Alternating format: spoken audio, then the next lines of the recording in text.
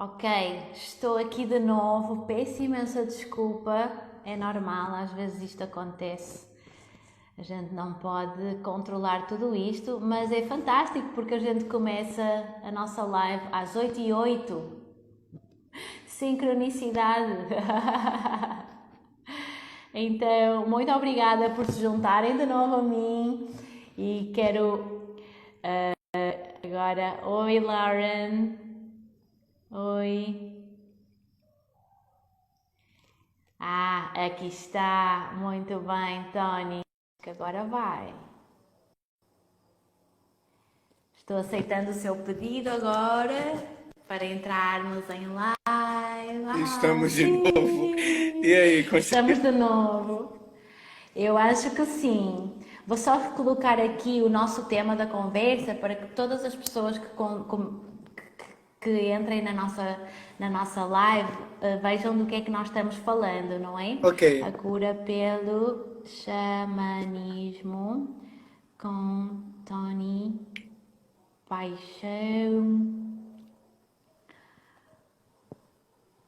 caminho nativo. Entretanto, as pessoas também vão chegando.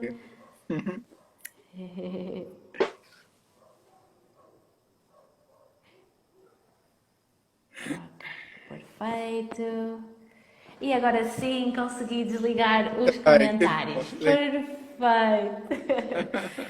Tony, como eu estava dizendo, agradeço mais uma vez a oportunidade de tirar um tempinho seu para vir falar aqui com a nossa comunidade e para o meu canal também aqui. Que como sabe eu acabei de chegar, não é? Bem, já estou quase aqui há um ano, Uau, já já? cheguei quase há um ano. E passou no instante, né? Esta mudança, né, da nossa vida, a gente demora um certo tempo a acomodar-se, mas está a correr super bem e nada mais porque eu estou muito grata à Dani porque ela tem sido incrível nesta conexão, não é? De gente que ela conhece ligada à espiritualidade, porque eu sou professora de yoga, não é? Aham.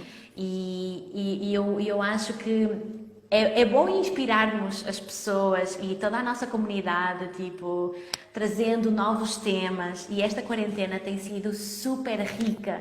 Eu tenho trazido muita gente para as minhas lives e já estava pedindo à Dani: oh, eu queria tanto que o Tony Paixão viesse falar comigo. E você também esteve fora, né? Você Foi, esteve tive na fora. Europa. Isso. Esteve em Portugal também, não foi? Tive rapidamente em Portugal, não dessa vez, mas eu fiquei só 3 dias em Portugal. Então, não conheci nada, só fiquei em Lisboa rapidinho, comi pastel de Belém, bacalhau e pronto. Pronto, Que mais você precisa? conheci, conheci Portugal. Mas Tá adorei, certo. adorei. Tem uma amiga também que mora lá e ela está tentando ver se organiza alguma coisa lá pro próximo ano agora, né? E É, então fiquei muito feliz, mas gostei, porque eu tinha muita curiosidade, né? E, enfim, é um pedacinho nosso também, então eu falei, cara, eu tenho que conhecer essa verdade. ancestralidade nossa, né? Mas adorei, gostei muito. Foi 3 dias, mas enfim, gostei. E sabe que, pronto, o meu marido, não é? O Eric é carioca e, né? E, mas viveu muito tempo na Europa, então ele é mais português já que brasileiro. Ele odeia que eu diga isto, ele odeia que eu diga isto, mas. E então é interessante porque nós somos, assim, quando eu cheguei ao Brasil e eu cheguei e fui logo a um evento seu, Isso. foi na Gávea, Gávea, eu acho Foi que na Gávea. foi, Foi na foi numa Gávea. casa linda, Isso, foi uma na casa Gávea. linda com uma gruta incrível e foi Ah, aí que eu me foi emocionei. no. Não, ali foi São Conrado. Foi em São Conrado. São Conrado, isso. Incrível. E então eu emocionei-me bastante nessa Uhum, fogueira. Na oferenda do tabaco à fogueira, né? Porque o uhum. tabaco para o índio é muito importante. E foi o meu primeiro contacto aqui, assim, com o xamanismo. E eu amei. a meia forma como é inspirador, é espiritual, Uhum. é tão genuíno, é tão roots, entende? É tão da terra, Isso, entende? É tão puro que é assim, para que mais? É tão simples, né? é verdade. É verdade. E eu fiquei tão encantada que, pronto, eu queria muito que você partilhasse tudo. Tudo é impossível, né? Porque o xamanismo tem várias. Em uma hora vai ser impossível. Vou tentar sintetizar assim um pouquinho. Isso. Então, pode falar um pouquinho do seu trabalho ainda para quem está a vê-lo pela primeira vez? Ok. Bom, boa noite. É um prazer estar aqui com vocês. É um prazer muito grande estar com você, Ana. Foi assim engraçado que foi um encontro só assim, mas foi muito marcante, né? Assim, parecia já que a gente se Amém. conhecia, né? Então foi muito bom. E a Ana, a Dani, sim, obrigado aí pela, né, todo esse contato que ela faz e toda essa produção. Ela é minha produtora, então, né, tenho que agradecer muito a ela. E então, meu nome é Tony Paixão e eu estou no caminho vermelho, no caminho nativo. Chamamos de caminho vermelho, né, porque é o caminho dos povos nativos, é o caminho vermelho.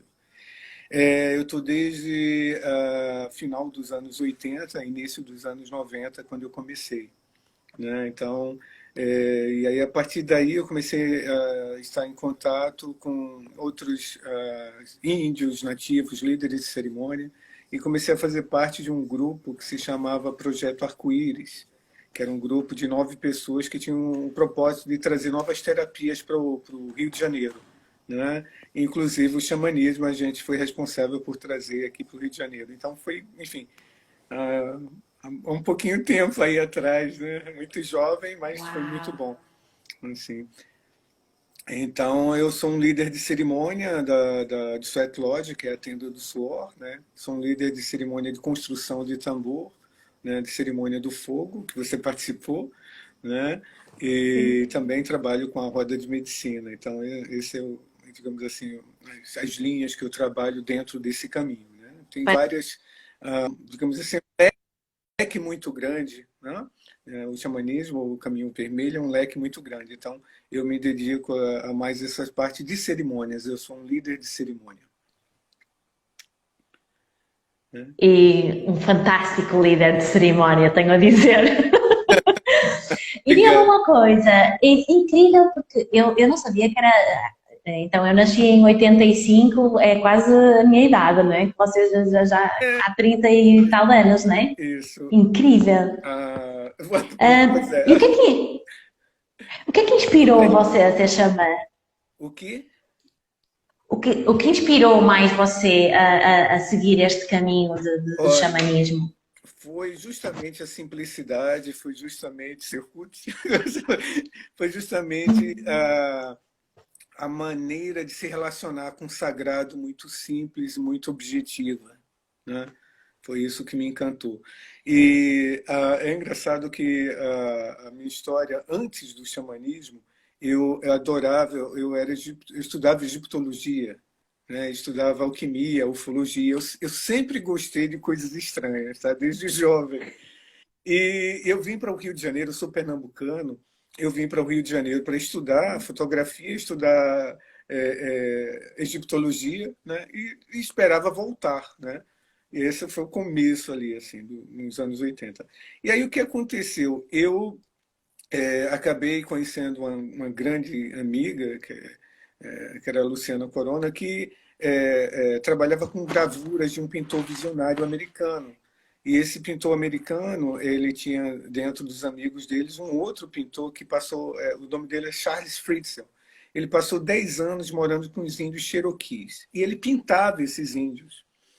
Então, o meu primeiro contato com o caminho nativo foi através da pintura, né? Isso no final dos anos 80, a gente trazia essas gravuras, essas imagens como calendários e tudo mais, e posters, e a gente distribuía em algumas editoras e livrarias aqui no Rio de Janeiro. Então, meu primeiro contato foi através da arte. E eu, enfim, eu sou desenhista e tudo mais. Então, foi ali quando eu vi as pinturas desse artista que me encantou. Eu falei, eu tenho que descobrir o que significa esses índios. Então, o primeiro impacto para mim, a primeira impressão foi através da arte. E aí, a partir daí, eu comecei a pesquisar sobre os índios, né, principalmente os índios norte-americanos, porque foi esse canal que se abriu para mim. E aí eu tive a sorte de estar nesse grupo, e aí a gente começou a trazer alguns líderes de cerimônias dos Estados Unidos, e também, às vezes, a gente trazia alguns líderes de cerimônias aqui de índios brasileiros, como Chavantes, né, dos índios de Nova Chavantina, o Sapain Camaiurá, enfim, vários, a tribo do Xingu, né? Então, a gente começou a ter esse intercâmbio entre os índios do Brasil e índios americanos. E eu acabei me envolvendo tanto, né, nesse caminho que, em 95, eu ajudei, junto com o Projeto Arco-Íris, ajudou a trazer, pela primeira vez, a cerimônia da Tenda do Suor, aqui no Rio de Janeiro, e dentro de um formato da Native American Church, né? Então, a gente começou... esse foi um processo, foi natural. Aos poucos eu fui me envolvendo, fui cada vez gostando, me apaixonei. Eu falo que entrou na minha corrente sanguínea. Eu falei assim, olha, foi contagiante, não tem como, né? E eu me senti tão em paz, tão em casa, e tão natural, uma coisa tão Uau! natural, que me encantou. Né? O respeito pela natureza, o respeito pelo caminho, né? Pela tradição. Então, isso foi, digamos assim, o A clique. mais forte inspiração. Isso. Exato, sabe? Mexeu em duas coisas muito fortes em mim. Uma que é a espiritualidade e outra é a arte, que eu amo, a pintura e tudo mais. Né? Por isso que eu construo E tambores. os seus tambores são lindos, sim. A sua construção de tambores são lindos, lindos. O Obrigado. detalhe é realmente inspirador. Quem recebe, isso é uma relíquia, né? Quem recebe o tambor, É verdade. né? Isso é É uma fantástico. conexão direta com o coração, né? Top. E Muito bom. eu comecei a construir tambor no início dos anos 90, 92 mais ou menos, foi quando eu construí os primeiros tambores aqui no Brasil. Então foi assim, foi abrindo caminho, né, dentro Uau, dessa jornada aí.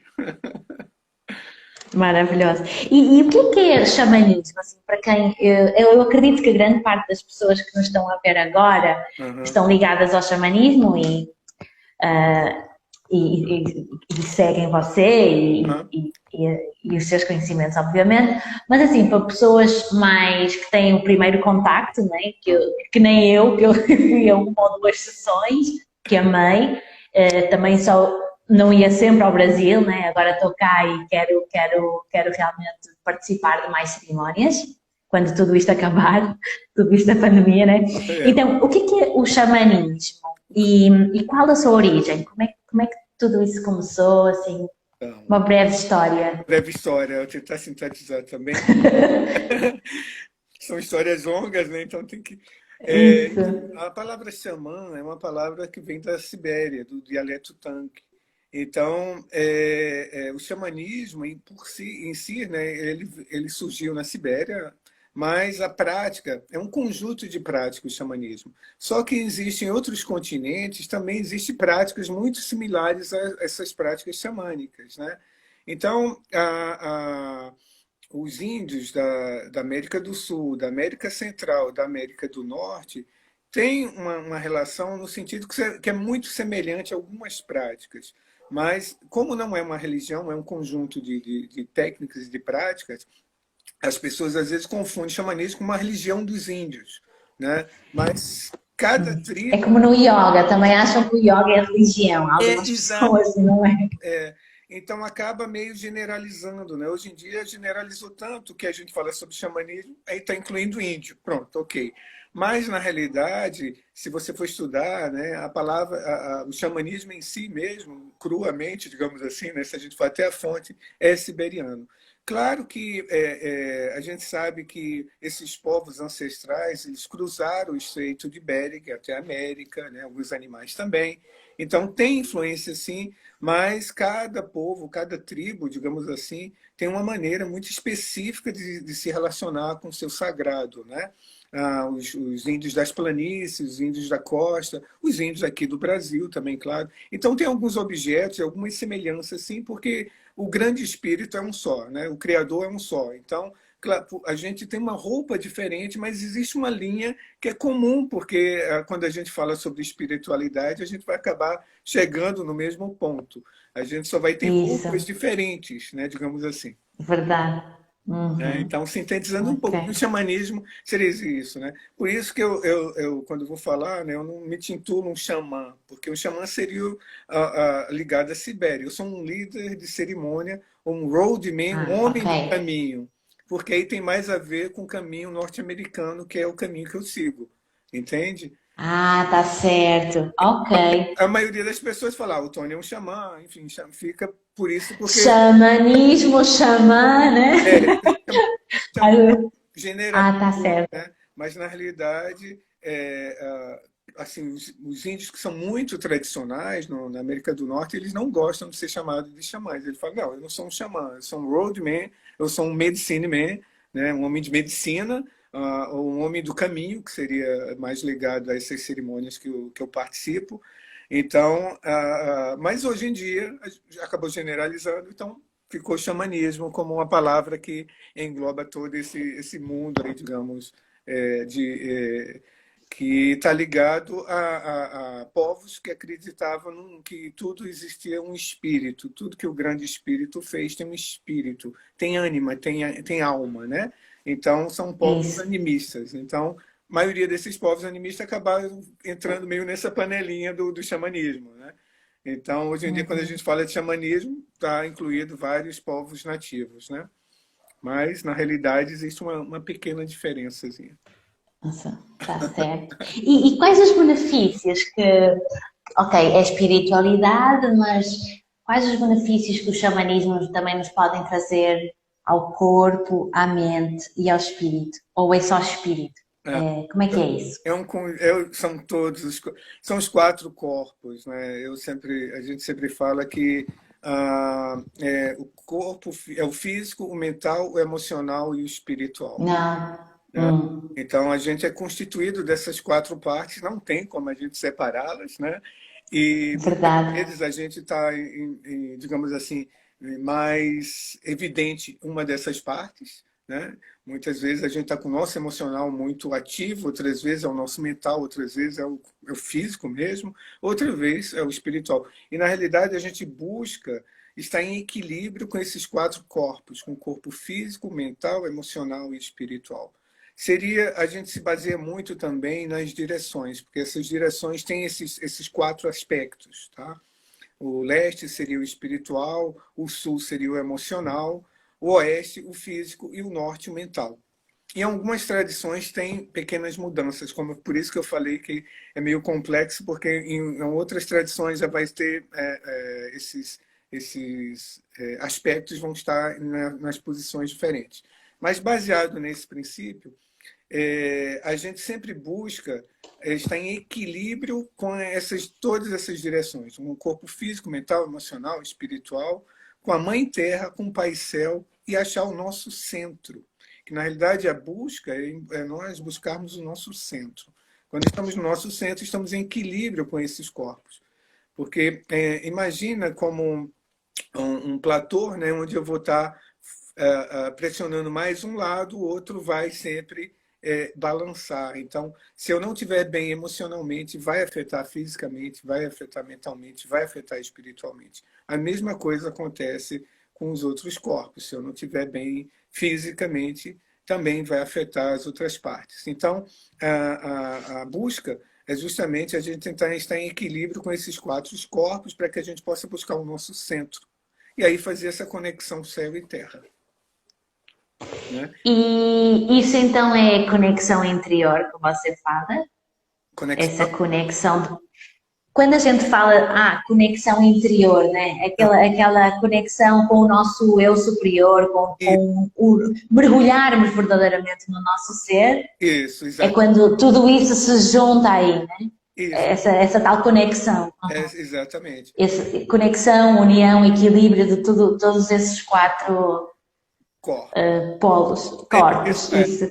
é. Ou partes, enfim, Tá? né? Enfim, pode ser corpos, Sim, partes.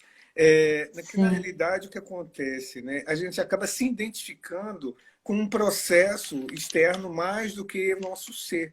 Quer dizer, a gente acaba se identificando com ações ou com o que fazemos mais do que o que o nosso realmente ser é.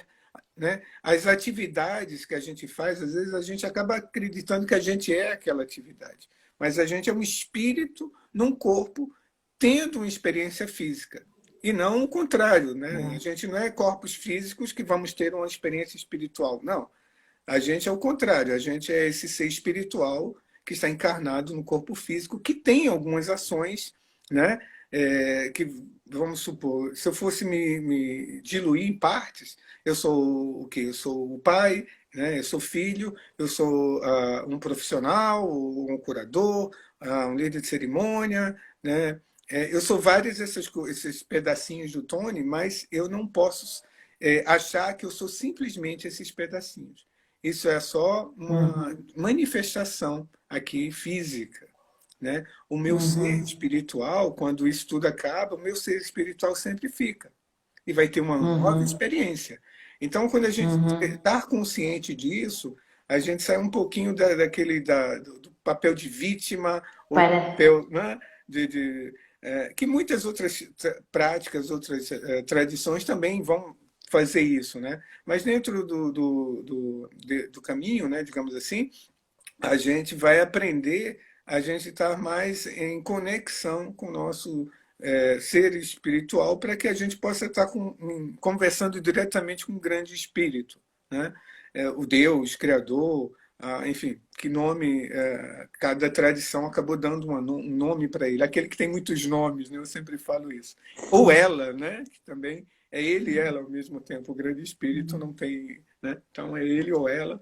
Então, na realidade, eu acho que no caminho que eu aprendi, nesse caminho, né, é você estar mais presente, né? Porque normalmente a gente está sempre pensando no amanhã ou no que aconteceu ontem.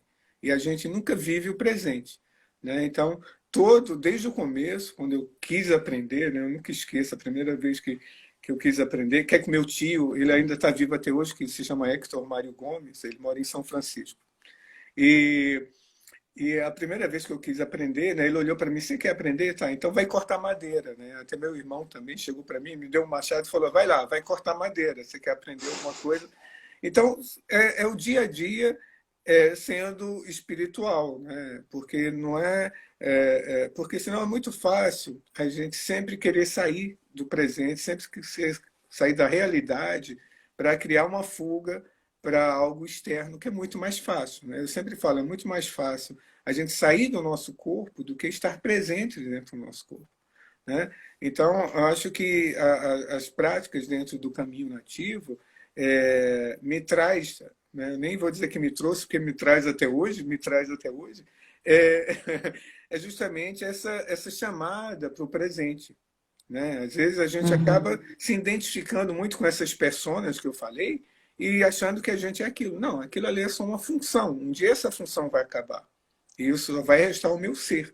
E o meu ser é que vai realmente levar as experiências que eu tive aqui. E muitas vezes a gente acha que as experiências que nós somos as experiências. Não, as experiências simplesmente acontecem. Né? A experiência é física. Né? O meu espírito, ele está aprendendo a ter experiências físicas na Terra. Entende?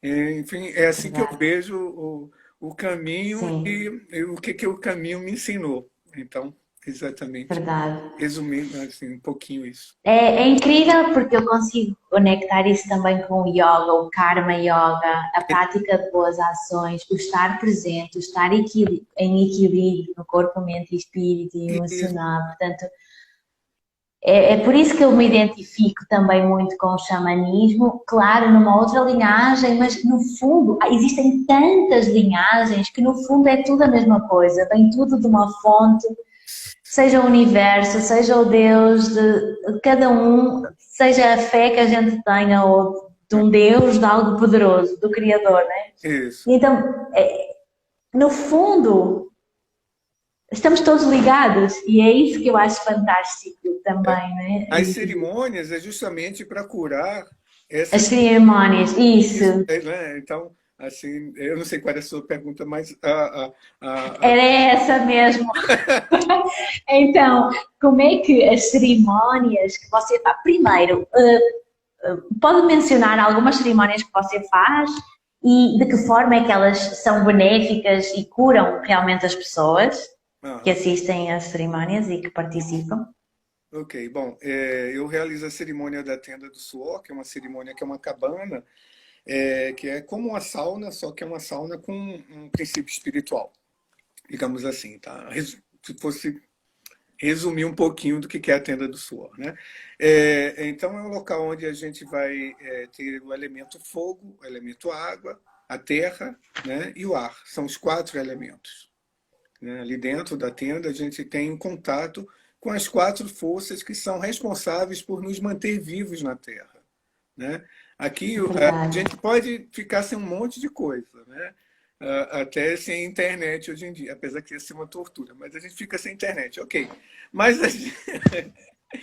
Às vezes a gente até agradece, ai, graças a Deus, não há nada antes a gente reclamava da vazio. internet, agora a gente agradece a internet porque é o único contato.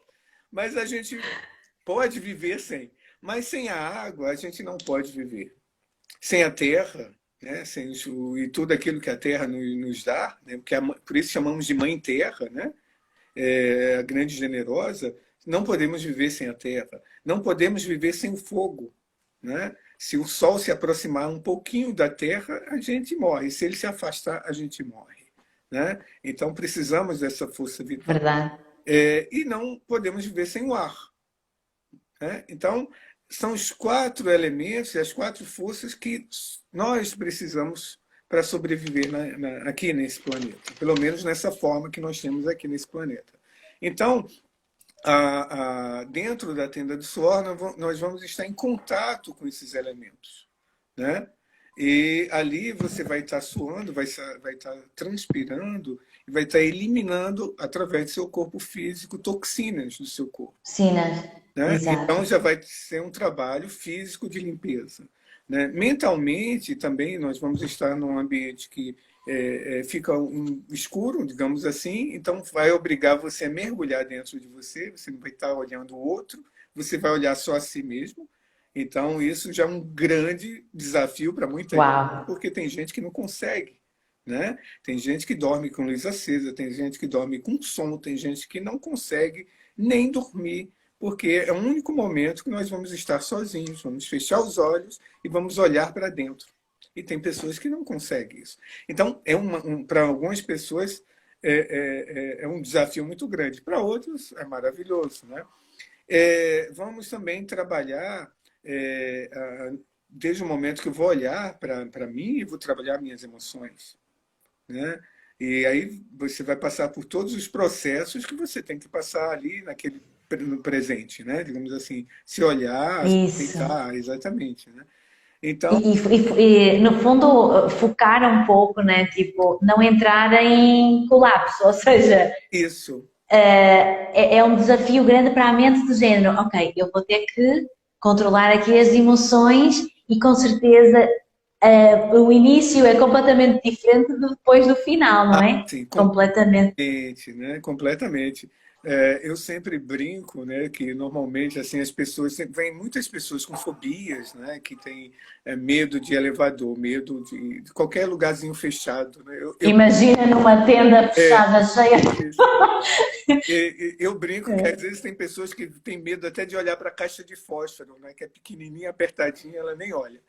E é engraçado, é engraçado que essas pessoas, no final da cerimônia, muitas delas, quando eu falo terminou a cerimônia, elas não querem sair. Elas acabaram superando, Oh, trabalhando tanto isso ali, uau. e falam assim, não, aqui tá bom, eu quero ficar aqui. Porque, na realidade, a tenda do suor, ela representa o útero da Mãe Terra. Então, ali dentro, você está voltando para o útero da grande mãe, e é como um processo de nascimento. Você vai passar por um processo de gestação ali para, quando abre a porta, você está renascendo para a vida. É um novo começo, né? Então tem toda essa simbologia e é uma das coisas também que me encantou é que todas as cerimônias têm muita simbologia, tem muito essa ligação com o feminino, porque a maioria das cerimônias é feminina, né? A maioria das cerimônias nativas sempre tem a referência do feminino e esse equilíbrio do masculino e feminino. Sempre tem o yin e o yang o tempo todo nas cerimônias. E Uau, a, a- interessantíssimo. Não sabia dessa. Que lindo. Enfim, benefícios são vários, porque você, através do calor, que é um calor úmido, que é muito saudável para a circulação sanguínea, é muito saudável para a pele, é muito saudável para pessoas que têm problemas circulatórios, pessoas que têm problemas, no caso de fobias também. Então, vai desde o plano físico até o emocional. E, claro, desde o momento que você limpou seu corpo físico, você trabalhou emocionalmente, você trabalhou o seu mental. Aí o que acontece? O espiritual acaba se abrindo, né? Porque o grande desafio é a gente eliminar ou limpar esses corpos, né? Digamos, físico, mental, né? O emocional, para que a gente possa estar realmente em harmonia ou com esse, no teu caso de yoga, os chakras limpos, abertos, Uhum, né? Para que você possa se uhum, conectar espiritualmente. Então, uhum, é uma grande uhum. limpeza, né? Por isso que a tenda do suor é uma cerimônia de purificação, porque ele limpa esses corpos, né? Ele vai trabalhar também toda essa parte energética, a parte física e a parte, enfim, mental, emocional. Vai tudo junto, é um pacote, né? Eu falo. Uau, fantástico. Então, essa é a máxima para você em termos de cerimónias que você faz para, assim, de evolução pessoal, em que a pessoa realmente passa por vários estágios e cresce ali. E uma pergunta, quanto tempo demora uma tenda do suor? Tradicionalmente, umas 2 horas e meia, no máximo 3 horas. Mas Uhum, não é o tempo todo fechado, né? Porque tem toda uma uhum. preparação. O fogo, as Ah, pedras que vão entrar, aí entra a pedra, as pessoas vão estar lá dentro, aí fecha a porta. Na realidade, as portas são curtas, 20 minutos, mais ou menos 15, 20 minutos, às vezes. As portas são curtas, mas quando você soma tudo isso, mais todo o processo de entrar pedra, trazer água, e às vezes, enfim, acaba levando, no total, umas 2 horas e meia, no máximo, 3 horas. Tradicionalmente é isso, né? mas a tenda já está montada, né? Ou Tá. todo mundo junta, todo mundo trabalha para a tenda? Não, Não, não, não. a tenda já está A prontinha. estrutura dela já está montada. O que Ah, acontece é quando a gente chega no local, a gente vai cobrir com mantas essa tenda. Então, as pessoas. É um processo também, tem todo um significado. Aí, preparar o fogo, acender o fogo. Isso tudo as pessoas estão participando também. A estrutura em si ela já está montada. Mas esse processo de preparação e desmontar depois, digamos assim, de tirar as cobertas, a gente participa. que lindo. E para além de todos esses elementos da natureza, todos esses processos de cura e tudo mais, também existem os animais de poder, certo? Certo. Então, Uma espécie de jornada, né? De jornada, né? Para isso, descobrir o animal de poder, não é? exato. Então, a jornada xamânica já é uma leitura bem moderna, porque ah, ah, nos anos 60, mais ou menos, dos anos 60 para cá, alguns antropólogos começaram a pesquisar muito sobre o xamanismo e todo esse fenômeno do xamanismo, né? E fazer essa ligação entre os povos da Sibéria, da América Central, enfim. E tinha um grande estudioso, ele chamava Michael Harney. Ele foi ele tem um instituto na Califórnia, nos Estados Unidos, e o que aconteceu? Ele é antropólogo e ele começou a pesquisar muito sobre os animais de poder. E a maioria das viagens xamânicas que a gente conhece vem muito baseado nos estudos do Michael Harney, que ele, através desse antropólogo. O que é que ele fez foi trazer uma nova leitura, digamos assim, para esse resgate ou encontrar o animal de poder, né? Então, o animal de poder é como um protetor, um guardião, é o seu guia espiritual, né, que se apresenta na forma de um animal. É como se fosse o anjo da guarda, que só dentro da tradição dos nativos ele se apresenta como na forma de um animal. É muito interessante sobre os animais, né? Porque todas as culturas sempre está ligado, sempre tem um animal, né? E às vezes quando a gente fala sobre o caminho nativo dos índios e fala sobre os animais, as pessoas, mas os animais, eu sempre falo, sim, mas dentro de outras culturas também tem. Dentro do cristianismo tem os animais de poder, né?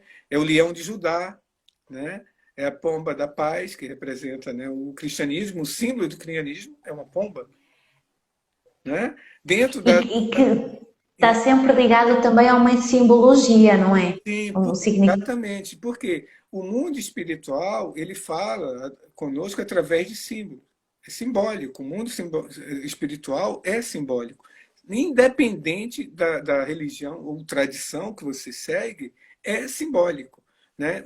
Através de um símbolo vai muito mais informações do que através de palavras. Né? Se eu quisesse falar com você Completamente. aqui agora e falar alguma coisa, sei lá, manda um emojizinho sorrindo, né? Ou um coraçãozinho, ou os olhinhos de coração. Né? Falei, nossa, a pessoa, não é isso? Só em olhar aqueles, hoje em dia, os símbolos nossos, né, que a gente tem, a gente não foi capaz de criar novos símbolos, digamos assim, né? Mas dentro dessas culturas ancestrais, né, sempre muito simbolismo. E os animais muito presentes. Então, o animal de poder é seu protetor. Né? Então, quando nós fazemos um trabalho de encontrar ou resgatar o nosso animal de poder, nós estamos fazendo um elo de novo com essa ligação espiritual. Né? E o seu animal de poder ele está sempre presente. A não ser quando você se desliga disso, ou adoece, passa por um trauma, um acidente, um impacto emocional muito grande. Então, existe um fragmento, é o que a gente chama de fragmento da alma. Então, fazemos um trabalho para recuperar esse animal de poder. Resgatar. Resgatar, exatamente, o animal de poder. Então, cada pessoa tem esse animal de poder e, através de um animal de poder, a gente vai saber muito da pessoa. Né? Digamos assim, vou contar uma pequena história. Quero saber o meu animal de poder. Quero saber muito.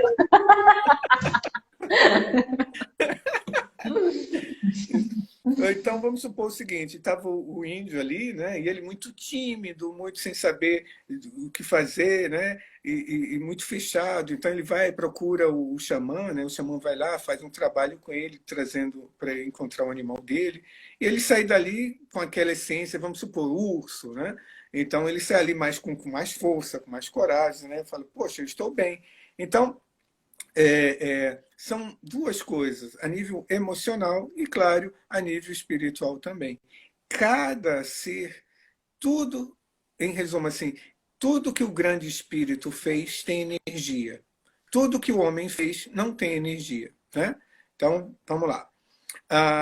Partindo desse princípio, as árvores, os rios, a nuvem, o fogo, a terra, os animais, todos eles têm energia. Né? Todos eles são filhos do grande espírito, assim como nós. Então, todos nós fazendo parte desse elo sagrado. Né?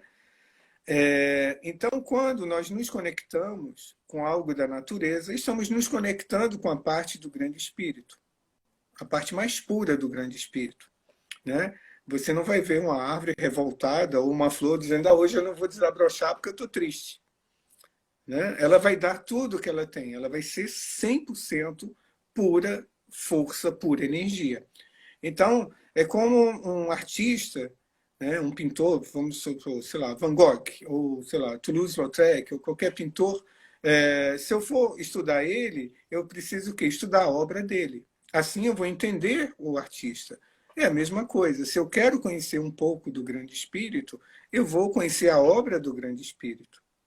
Né? A natureza é a obra do grande espírito. Nós somos a obra do grande espírito. Então, se eu puder olhar, já que eu não consigo muitas vezes olhar para mim, né, os olhos são voltados para fora, por isso que eu falei, às vezes é difícil olhar para a gente. Então, eu vou olhar para a natureza para assim ver partes do grande espírito, parte de Deus, né? Parte do grande espírito, do Criador, como você goste de chamar. Né?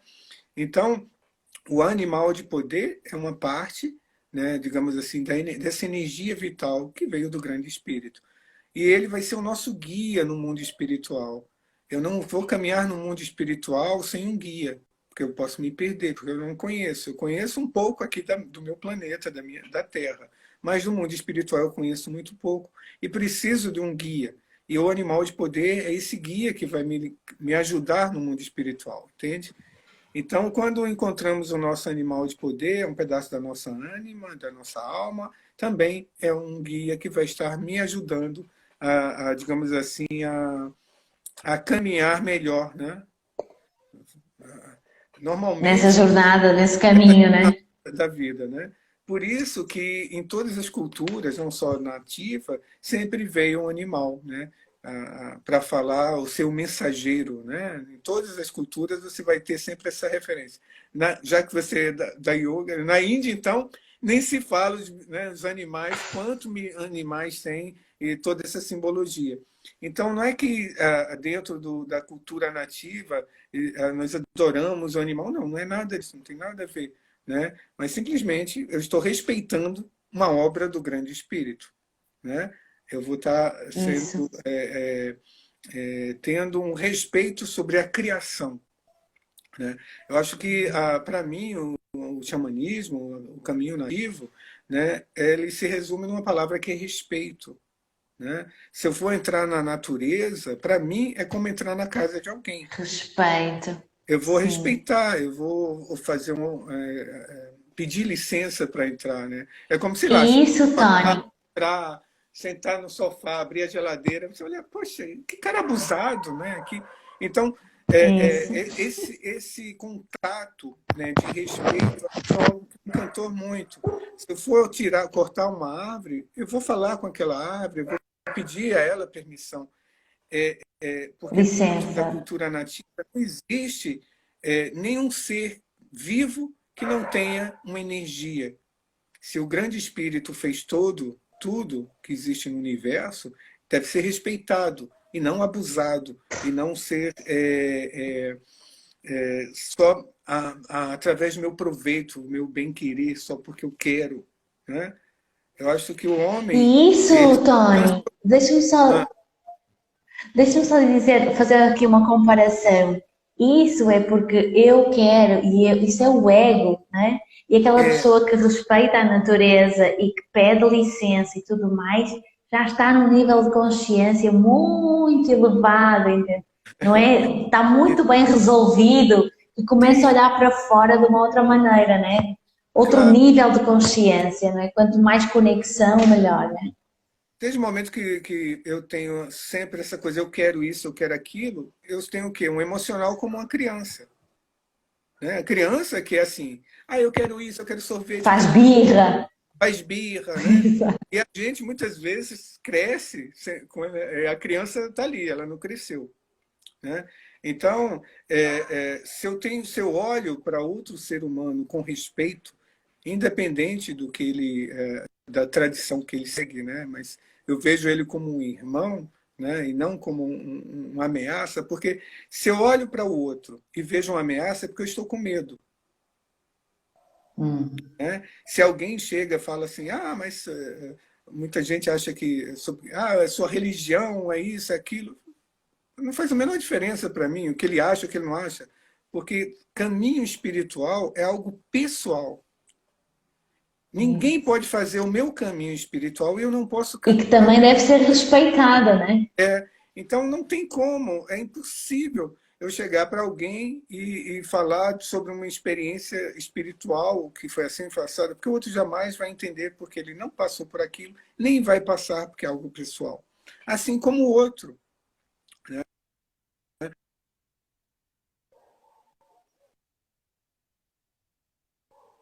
Tony, Todas as tradições Tony,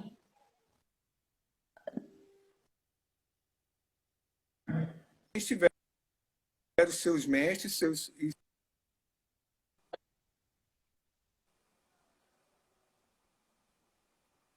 Voltou? Acho que. Tony, Oi? Tony? aqui, voltamos. Sim.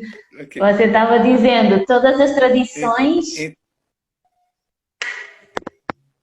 sim, todas as tradições, elas devem ser respeitadas, porque em um momento histórico desde a sua concepção, do seu nascimento, teve momentos de iluminação, teve momentos importantes, né? O grande problema é que as pessoas ficam tentando justificar um caminho espiritual sem provar dele, né? Porque alguém viveu, alguém passou, e ficam com medo de ter suas próprias experiências espirituais, né? Caminho espiritual não é religião, né? Às vezes as religiões cortam muito o processo de crescimento espiritual. Temos que lembrar que somos filhos do grande Espírito, né? Todos os grandes mestres sempre falaram: o que eu faço, você faz. Nós somos filhos do mesmo Pai, né? Nós somos filhos do mesmo Pai. O grande Espírito é um só. Se culturalmente cada povo desenvolveu uma maneira diferente de ver o Criador, não existe nada de errado nisso. Entende? Porque é como eu chegar para você e tentar dizer: olha, eu estou percebendo essa brisa no meu rosto, né? E para mim ela significa isso. Para você vai ter um toque diferente, porque você é única. Cada pessoa é único nesse planeta. Cada pessoa é uma centelha aqui na Terra, né? Por isso que eu gosto muito da palavra que quando a mulher vai dar à luz, é uma luz na Terra. Cada pessoa é uma luz na Terra. E cada pessoa tem o direito de ter suas próprias experiências físicas, mentais, emocionais, espirituais, né? Porque está tendo experiências, né? Agora, o grande problema é você pegar algo para você, querer achar que aquilo é seu, que aí tem a ver com poder, né? Ninguém tem poder. Nenhum caminho é melhor do outro, nenhuma pessoa é melhor do que o outro, porque o poder está em tudo, o grande espírito está em tudo, né? Então, eu acho que a maneira, muitas vezes, o que me conquistou no caminho ativo foi a simplicidade, né? De chegar, sentar, rezar, pedir ajuda ao grande espírito, fazer suas preces, independente da língua que você fala. Se eu vou rezar em português, em Cheyenne, em japonês, em aramaico, não importa, né? Se eu vou chamar de grande espírito, de Deus, né? de Jeová, não importa, né? Entende? Porque não dá para você... você tem que ter a experiência de que o Criador é um só, né? Como ele se manifesta, é igual chegar assim: olha para a Terra e vê, existe uma planta única na Terra? Existe só um animal na Terra? Entende? Não, todas as plantas são diferentes, todas as flores desabrocham, umas vão desabrochar primeiro, outras depois, todos têm um ritmo natural. Eu acho que quando o homem tenta controlar, acelerar, controlar, se destrói. perde. Tudo que o homem toca, ele acaba destruindo. Muitas vezes ele pega uma planta e acaba criando algo tóxico daquela planta. O homem pegou os elementos e criou algo terrível. Ao longo da história, ele criou um fogo destruidor, que foi as guerras, as bombas atômicas. Ele polui o ar, ele polui a terra, não é isso? E polui a si mesmo. Né? Ele é como uma criança que está no jardim do Éden, está aqui, esse é o grande jardim do Éden. Está aqui e não sabe o que fazer com aquilo, acaba destruindo. E às vezes ele destrói aquilo que ele mais ama, ou às vezes o que ele, por desconhecer, ele teme. Né? Eu sempre falo, muitas vezes as pessoas têm muito mais medo da luz do que da sombra, porque a sombra eles já conhecem. Né? Mas se você falar assim: olha, a partir de hoje você tem a oportunidade de se iluminar, vai ser, será? Não dá para deixar para amanhã, não? Isso é difícil, exato. Comodidade. Difícil, né? Então, Porque é um trabalho interno. E amar, muitas... sim, a gente fala de amor, mas tem muito medo de amar, é um coração fechado, né? Então, eu acho que, para mim, as tradições ancestrais me mostraram assim, olha, menos pé no chão, né, sem viajar muito na maionese, como a gente falava antigamente, pezinho no chão, porque espiritualidade é dia a dia. Espiritualidade não é só ir para uma igreja, ou ir para um templo, rezar, ou ir para uma tenda, rezar e sair dali. E não, espiritualidade é diária, né? Se constrói, é diariamente. Um caminho espiritual, é por isso que se chama de caminho, é construído passo a passo. E vai levar uma vida, ou duas, ou três, não importa, quanto tempo for necessário, né? O grande problema é pegar isso e achar, eu tenho poder e agora eu vou subjugar outras pessoas. Então, isso não é espiritualidade, isso não é poder, né? Isso é medo. Desde o momento que eu tenho poder e eu quero subjugar o outro, porque eu tenho medo que o outro, né, fique no meu lugar. E eu falei, e se ficar no meu lugar também, e daí? Não existe um lugar? Né? O que é realmente necessário para que a gente possa se tornar melhor na vida? Às vezes é as coisas mais simples, né? Um sorriso de uma criança, muitas vezes você está estressado, aquele garotinho ali no ônibus, né? Olha para trás, careca, sem dente, te dá um sorriso, acaba todos os seus problemas, aquele sorrisinho da criança acabou ali. Então não precisa muito para ser feliz, né? Só que é necessário vender ideias de necessidade, né? Então acho que o grande dificuldade, às vezes, né, é você aprender dentro do caminho nativo. A gente, no primeiro ensinamento do caminho nativo é o desapego. Você desapegar. Então, porque a gente se apega a tudo, a gente se apega a objetos, a coisas, a pessoas, né? Então, o primeiro trabalho é você trabalhar com você o desapego. E isso é difícil, É a libertação, é o caminho para a libertação. mas é o caminho, né? Porque desde o momento Mas que é eu estou difícil. pegado a isso, eu estou livre. E claro, se eu estou livre, eu tenho responsabilidade. Aí vem outro problema. Porque às vezes o ser humano não quer ter responsabilidade. Esse é o passo número 2, né? É o passo número 2. Porque exatamente, quanto mais eu sei, mais responsabilidade eu tenho sobre o que eu faço e sobre os outros, né? Então, conhecimento e responsabilidade. Deveria ser assim igual, né? Mas às vezes é assim. Tá um aqui, outro assim. Então, quanto mais você vai evoluindo, vai sabendo, mais responsabilidade você começa a ter. Então, isso muitas vezes é melhor não saber, né? Por isso tem muita gente que fala, gente, é melhor não saber isso, ficar na ignorância, né? Não tem esse ditado que fala, é melhor ficar na ignorância do que ficar sabendo. Então, eu acho que o principal, né, para mim, em qualquer tradição, tá? Aqui eu não estou falando do xamanismo, mas qualquer tradição é tipo assim, ter amor, né? Porque É cura. só existe duas coisas, o amor ou a falta dele. O resto é derivação disso, né? Quando se tem amor, tem acolhimento, tem nutrição, Compaixão. compaixão, liberdade, alegria, paz, né?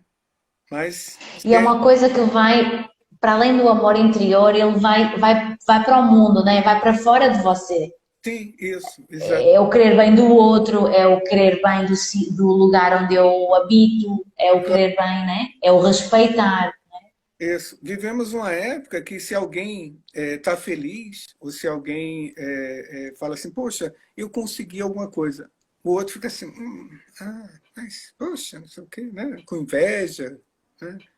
Então, Apego. é, Oh, tem sim. que lembrar o seguinte, se o outro está bem, se o outro conseguiu algo, Celebra com o outro. é, Celebra. um exemplo para que você também...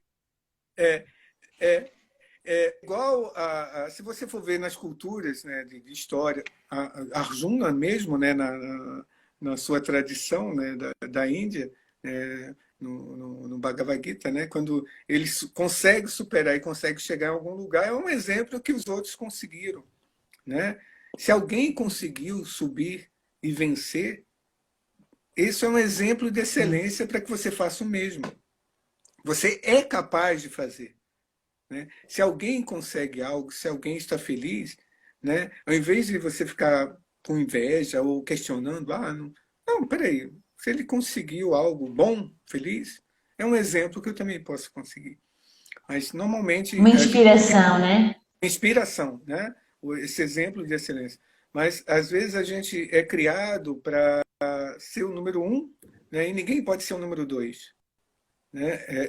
Perdão, eu não posso ser o número dois. Né? Eu tenho que ser um. Se alguém é o número um, então eu sou o número dois. Então a gente é criado muitas vezes muito perverso nessa conquista. Se ele ganha, eu perco. Não. Se ele ganha, eu ganho. Né? Se eu ganhar algo, o outro vai ganhar também. Entende? Então, nessa mentalidade de pirâmide e de poder, né, distorcido, onde para estar no topo, tem que estar em cima de alguém, né? Não é um líder. Né?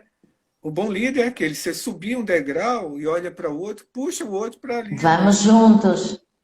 Porque ali, agora, ele vai me ajudar a subir também. Então, eu acho que dentro de algumas tradições nativas, não existe uma pessoa, um chefe que manda em tudo. É um conselho tribal de 9 chefes, normalmente é um número ímpar, né?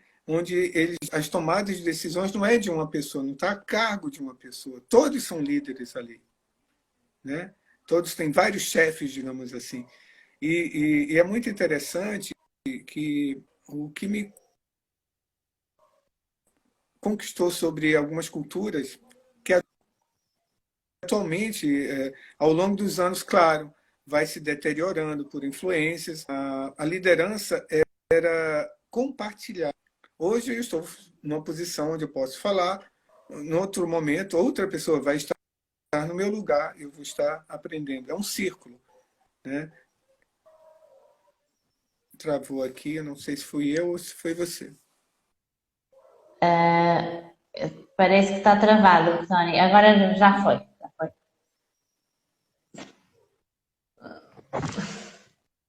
Aí. Pode Oi. falar? A ver se vai. Gosto. Então, a religião ativa é circular. Porque quando entra alguém, essa automaticamente aumentar o círculo, por igual. Entende?